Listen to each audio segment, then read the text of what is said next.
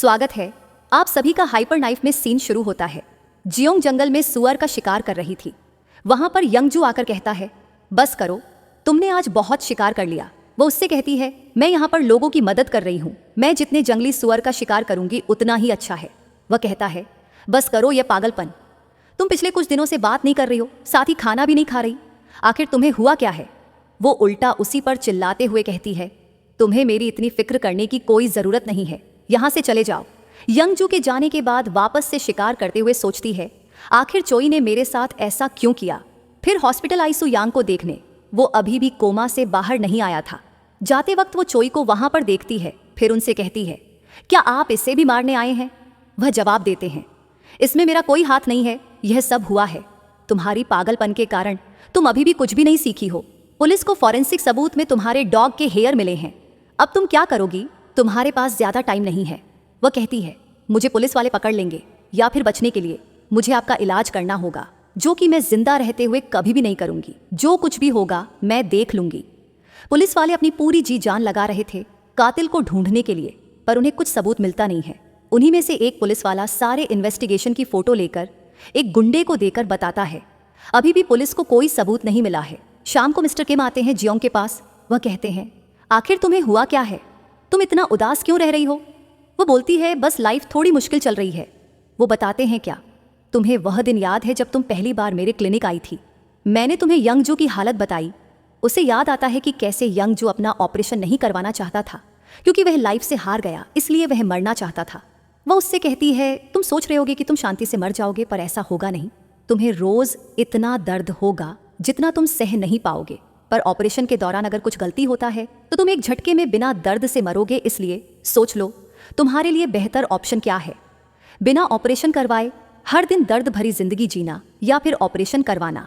Mister किम कहते हैं, तुम्हारे ही कारण आज यंगजू जिंदा है और उसने फैसला किया वह तुम्हारे साथ रहेगा। वह तुम्हारी इतनी केयर करता है। प्रॉब्लम सबकी लाइफ में होती है, इसका मतलब ये नहीं कि तुम उदास रहना शुरू हो जाओ। उसी रात फार्मेसी पर वही गुंडे आते हैं, पूछते हैं, क्या तुम अकेले हो। वह कहता है, हाँ। वो मुस्कुराते हुए बोलते हैं, बहुत अच्छा। अगली सुबह जियोंग अपने डॉग के साथ वॉकिंग करके आकर जूस बनाती है। फिर आवाज लगाई पर कोई रिप्लाई नहीं आया। वह कमरे में गई, रूम खाली था। वो उसे कॉल करती है। वह बताता है कि वह फार्मेसी में ही रुका था। वह उसे जल्द आने के लिए कहती है। वो बताता है, मेरी क्लास है इसलिए मुझे टाइम लगेगा। कॉल कट कर देता। जियोंग उसके कॉलेज भी चली आई। जब सारे बच्चे बाहर निकलते हैं तब वह नहीं निकलता। वह वापस से कॉल करती है। वह जवाब देता है, मैं दोस्तों के साथ मूवी देखने आया हूँ। उसे अजीब लगता है, पर हमें पता चलता है कि उन गुंडों ने उसकी अच्छी खातिरदारी की थी। वह उनसे कहता है, मेरा फ़ोन ऑफ कर दो, वरना यह बहुत ज़िद्दी लड़की है, हमेशा फ़ोन कर कर परेशान करेगी। वह उससे पूछते हैं, उस जगह तुम 3 ही थे, बताओ कौन है कातिल, तुम या फिर वो डॉक्टर। इन्वेस्टिगेटर एक आदमी को ब्लैकमेल कर कर एक ब्रोकर का नंबर मांगता है जो शहर में इनलीगल सर्जरी करवा रहा है। डर के कारण वह आदमी नंबर दे देता है। इन्वेस्टिगेटर उस ब्रोकर से बात कर कर मिलने के लिए कहता है। ब्रोकर चोई को बताता है इन्वेस्टिगेटर की कॉल आई थी, वह मुझसे मिलना चाहता है। वो तुरंत उससे कहते हैं, तुम उस पुलिस वाले से नहीं मिलोगे, पहले तुम मेरे घर पर आओ। कुछ टाइम बाद वहां पर ब्रोकर आया। वह बताता है वह बहुत ही बेकरार होकर मुझसे जानना चाहता है उस डॉक्टर का नाम जो शहर में इनलीगल सर्जरी कर रही है, पर मैं जानता हूं तुम उसे बचाना चाहते हो, इसलिए मैं तुम्हें एक ऑफर दे रहा हूं। तुम मेरे लिए एक इलीगल सर्जरी करोगे, वरना मैं पुलिस को जियोंग के बारे में बता दूंगा। उसके बाद क्या होगा तुम जानते हो। डॉक्टर को ना चाहते हुए भी इस ऑफर को मानना पड़ता है। जियोंग को गैंगस्टर वालों ने कॉल कर कर बुलाया था। वह जाते वक्त वहां पर यंगजू को देखती है, वो भी जख्मी हालत में। वह जाकर बॉस से मिलती है। वह बताते हैं, तुम्हारा दोस्त बहुत वफादार है, उसने इतनी मार खाने के बाद भी अपना मुंह नहीं खोला। मैं जानता हूं यह तुमने किया है। मैं नहीं चाहता हूं कोई भी सबूत छूटे जिससे पुलिस को मेरे बारे में पता चल सके। तुमने मेरी जान बचाई थी, इसलिए मैं तुम्हें एक मौका दे रहा हूं। तुम्हें सारे सबूत को खत्म करना होगा, जिसमें सबसे पहले वो ब्रोकर है। जियोंग यंगजू को अपने साथ लेकर घर जाती है। वहां पर जाने पर वह देखते हैं कि उसके घर पर आग लगी है। एक आदमी आकर बताता है, आग केवल यार्ड और स्टोर रूम में लगी है, आपका घर सेफ है। वो दौड़ते हुए जाती है। वहां उसके डॉग थे। आग इतनी ज्यादा थी वो कुछ भी नहीं कर पा रही थी। वो बहुत गुस्से में थी। चोई को कॉल करके पूछती है, क्या आप इसके बारे में कुछ कहना चाहेंगे। वो कहते हैं, मेरे पास वक्त बहुत कम है, मैं और मुश्किलें नहीं चाहता हूं, इसलिए मुझे यह करना पड़ा। वह उनसे मिलने के लिए पूछती है। चोई एक प्लेस पर इंतजार कर रहे थे। अचानक एक कार आकर जोरदार टक्कर मारती है। पीछे मुड़कर देखते हैं तो वह जियोंग थी। चोई कार से बाहर निकलकर अपना सिगरेट जलाकर पीने लगे। यंगजू चिल्लाते हुए कहता है, ऐसा करने की सोचना भी मत, पर उसके आंखों में केवल गुस्सा भरा था। वह अपने कार की स्पीड बढ़ाती है और चोई की तरफ जाने लगी। दोनों एक दूसरे की आंखों में देखते हैं, पर चोई एक कदम भी नहीं हिले। आखिर में जियोंग कार को मोड़कर वहां से चली गई। अगली सुबह मिस्टर किंग वहां आते हैं। वह पूछते हैं, यह सब कैसे हुआ, अब उसकी हालत कैसी है। यंगजू बताता है, वह कल रात से अपने कमरे में बंद है, उसने किसी से भी बात नहीं की। तभी वहां पर ब्रोकर आता है। दोनों सोचते हैं, ये यहाँ पर इस वक्त क्या कर रहा है। जियोंग कमरे से बाहर आकर पूछती है, तुम यहाँ पर क्या कर रहे हो। वो बताता है, मेरे पास तुम्हारे लिए एक काम है। उस पर चिल्लाती हुए बोलती है, मुझे कोई इंटरेस्ट नहीं है तुम्हारे ऑर्गन ट्रैफिकिंग के गंदे कामों में। बोलता है, नहीं, मैं वही लाया हूं जो तुम करती हो, ब्रेन सर्जरी। एक बार रिपोर्ट तो देखो। वो साफ साफ मना कर देती है सर्जरी के लिए। फिर वह उसे बताता है, मैं तुम्हें इस सर्जरी के इतने पैसे दूंगा जितना तुम आज तक नहीं कमाई हो। पर वो तब भी मना करती है, मुझे पैसों की लालच नहीं है।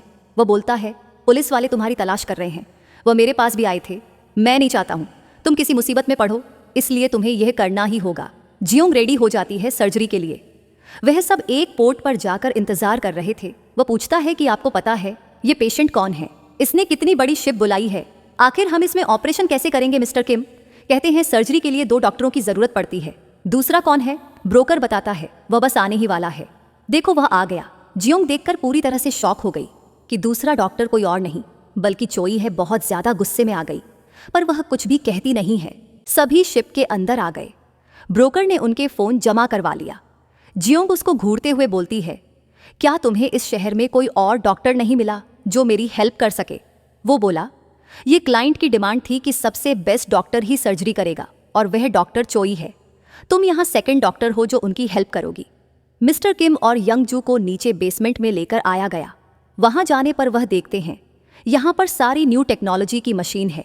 वह हैरान थे कि आखिर यह क्लाइंट कौन है जिसके पास इतना पैसा है, इसने सर्जरी की सारी हाईटेक मशीन ला रखी है। वहीं दूसरी तरफ जियोंग अपने डॉग के बेल्ट को देखकर उनको याद कर रही होती है। वहां पर चोई आकर कहते हैं, तुम्हें उन्हें भूलकर आगे बढ़ना चाहिए, वो बस एक डॉग थे, उनके कारण तुम पकड़ी जा सकती थी। वो पूछती है, क्या आपने उन्हें जिंदा जलाया। वो कहते हैं, मैं उन जानवरों के लिए तुम्हारी जिंदगी को रिस्क में नहीं डाल सकता था। इतना सुनते ही वो आग बबूला हो गई और अम्ब्रेला से उनको बेरहमी से मारने लगी। उसको ऐसा करते हुए दोनों देख लेते हैं। वह जाकर उन्हें अलग करते हैं। किसी तरह यंगजू जियोंग को वहां से लेकर जाता है। कहता है, तुम उन्हें ऐसे नहीं मार सकती हो, वह कैंसर के पेशेंट हैं। वो बिना कुछ बोले रूम के अंदर चली गई। वहां पर ब्रोकर आकर कहता है, ये इसने अभी क्या किया, पता भी है तुम लोगों को अगर सर्जरी में कुछ भी गड़बड़ हुई तो इस शिप से कोई भी जिंदा वापस नहीं जाएगा। यंगजू पूछता है, क्या वो बहुत बड़ा क्रिमिनल है। ब्रोकर बोलता है, काश ऐसा कुछ होता, पर यह उससे बहुत बढ़कर है। गलती की कोई गुंजाइश नहीं है, इसलिए जियोंग को अपने कंट्रोल में रखो, कल सर्जरी होने वाली है। अगली सुबह चोई उस पेशेंट से मिलने जाते हैं। सिक्योरिटी बहुत टाइट थी। पता चलता है कि ये पेशेंट कोरिया का सबसे अमीर आदमी है, पर वो नहीं चाहता था उसकी बीमारी का पता किसी को चले, इसलिए वह इस शिप पर सर्जरी करवा रहा है। हॉल में सभी लंच कर रहे होते हैं। यंगजू बोलता है, यहाँ पर खाने कितने फ्रेश हैं, मैं बहुत दिनों बाद फ्रेश खाना खा रहा हूँ। ये जगह वाकई में बहुत कमाल की है। जियोंग पूछती है, हम किसका वेट कर रहे हैं, सर्जरी क्यों नहीं शुरू हो रही है। ब्रोकर बताता है, ये पेशेंट की डिमांड है, सर्जरी शाम को होगा, हम कुछ भी नहीं कर सकते हैं। वो कहती है, आखिर ये पेशेंट है कौन। मिस्टर किम बताते हैं, ये कोरिया के सबसे मशहूर कल्ट ग्रुप का लीडर है। इसने इतने कत्लेआम कराए हैं कि बड़े से बड़े गैंगस्टर कुछ नहीं है। लीडर की दौलत के आगे अच्छे अच्छे अमीर भी शर्मा जाए। यह सुनकर वो हैरान हो जाती है। फिर बाहर आकर मिस्टर किम से कहती है, क्या आपने नोटिस नहीं किया, डॉक्टर चोई के हाथ बीमारी के कारण कांप रहे हैं। वो बोलते हैं, अगर ऐसी बात है तो वो सर्जरी के लिए क्यों राजी हुए। जियोंग कहती है, आपको उन पर नजर रखनी होगी, अगर कुछ भी गड़बड़ होती है तो मैं संभालूंगी, क्योंकि वह अपने ईगो के आगे किसी की नहीं सुनेंगे। शाम होती है। पेशेंट को नीचे बेसमेंट में लाया जाता है, जहां पर सभी रेडी थे पेशेंट को। जियोंग ऑपरेशन एक्सप्लेन करती है कि कैसे ट्यूमर को निकाला जाएगा। ऑपरेशन शुरू होता है। दोनों डॉक्टर अपनी पूरी जी जान लगा देते हैं। इस ऑपरेशन में फाइनली ऑपरेशन सक्सेसफुल रहा। चोई ताज़ी हवा खाने ऊपर आते हैं। वहां पर जियोंग भी आई। वो पूछती है, आप यहाँ पर क्यों आए हैं, पैसा कोई कारण हो नहीं सकता, क्योंकि वह आपके पास पहले से ही बहुत है। वो बताते हैं, मैं जानना चाहता था आखिर तुम कैसे रोजाना जीती हो एक क्रिमिनल लाइफ। सर्जरी करने का एक्सपीरियंस कमाल का था। वह कहती है, हम जीवन में कभी भी दोबारा एक साथ सर्जरी नहीं करेंगे, यह आखिरी था। अगली सुबह सभी लोग अपने अपने रास्ते निकल जाते हैं। मिसेस रा बोलती हैं, आपने ये क्यों किया? आप जानते थे। इसके बाद ब्रोकर हमेशा परेशान कर कर आपसे ऐसी सर्जरी करवाता रहेगा। आखिर कब तक जियोंग के लिए करेंगे? वह कुछ बोलते नहीं है। ब्रोकर बहुत खुश था। वह कहता है, आज पार्टी मेरी तरफ से तुम दोनों के लिए। दूसरी तरफ अमेरिका से डॉक्टर पार्क आ गए हैं चोई का इलाज करने के लिए, पर डॉक्टर नहीं मिलते हैं, इसलिए वो उनके घर पर वेट करने लगे। कुछ दिनों से डॉक्टर हॉस्पिटल भी नहीं आए। उनका असिस्टेंट वहां आया था। दोनों एक दूसरे से बात करते हैं। पार्क बताते हैं, मैं बहुत एक्साइटेड हूं इस सर्जरी के लिए। असिस्टेंट देखकर चौंक जाता है कि ये कैसे हो सकता है। कुछ महीनों पहले एक ट्यूमर था, अचानक से 2 ट्यूमर कैसे हो गया? जियोंग, ब्रोकर, यंगजू तीनों मार्केट में आए होते हैं डिनर के लिए। हमें पता चलता है ब्रोकर बहुत चालू आदमी निकला। इंस्पेक्टर ने फोन कर उसे धमकी दी थी। खुद को बचाने के लिए वह यहाँ पर जियोंग को लेकर आया है ताकि वह पुलिस वाले को दे सके। पर जियोंग को असिस्टेंट कॉल कर बताता है, क्या तुम्हें चोई की हालत के बारे में पता है?